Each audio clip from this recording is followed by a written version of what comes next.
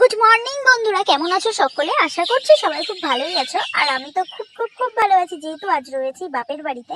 তো এখানে সকালবেলা মা বাসি কাজকর্ম করছে আর আমাকে বলছে একটুখানি তরকারিটা রান্না কর। তাই আমি চোখ ডলতে ডলতে ব্রাশ ট্রাশ করে চলে এসেছি রান্না বসাতে। এখানে আমার তেলটাও গরম হয়ে গেছে আর এখানে মা পাঁচমিশালি সবজি কেটে দিয়েছে, এদিকে দিয়ে দিয়েছে বড়ি ফড়ি। তো এইসব দিয়ে এখন একটুখানি নিরামিষ তরকারি রান্না হবে। তো যাই হোক, আমি খুব মন দিয়ে আমার কাজে লেগে পড়েছি। এখন লবণ হলুদ সবকিছু ঠিকঠাক দিয়ে সবজি টবজি দিয়ে এদিকে রান্না শুরু হয়ে গিয়েছে।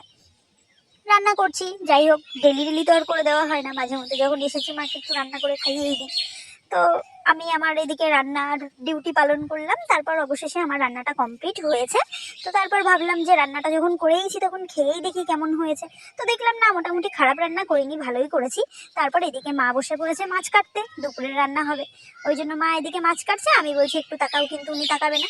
যাই হোক, তারপর আমি বসে পড়েছি রোদ্দুরে। কেউ যদি মাথা মাসাজ করে দেয় তাহলে তো অসাধারণ ভালো লাগে। তো বোন এদিকে আমার মাথা মাসাজ করে দিচ্ছে তেল দিয়ে, আর এদিকে আমি রোদ্দুরের মধ্যে বসে বসে ঝিমাচ্ছি। যাই হোক, তারপরে ঘুমিয়ে পড়েছিলাম। তো হঠাৎ করে আমার পুরোনো ছোটবেলার বান্ধবী চলে এসেছে। তো হঠাৎ করে আমি আরো বেরিয়ে পড়লাম একটু ঘুরতে। এদিকে ও আমাকে একটু দেখিয়ে দিল, বলছে চল চল পুকুরের সাইডে যখন এসেছিস একটুখানি জলের মধ্যে গিয়ে একটু আমরা ঢং করি। তো তারপর আমরা চলে গেলাম। আমি আস্তে আস্তে নেমে গেলাম সিঁড়ি বেয়ে বেয়ে নিচে, আর ওদিকে আমাকে ভিডিও করে দিচ্ছে। তারপর ভাবলাম জলের কাছে যখন এসেই পড়েছি তাহলে একটুখানি জলটাকে ধরেই দেখি কতটা ঠান্ডা হয়েছে। তো দেখলাম জল দিয়ে একটুখানি আমার মতো আমি একটুখানি জল ছিটাচ্ছি পুকুরকে। তো তারপর হয়ে গেছে আমার ঢং করা। এদিকে আমি চলে এসেছি রাত্রিবেলা, মা আর আমি চলে গেলাম একটু বাজারে ঘুরতে।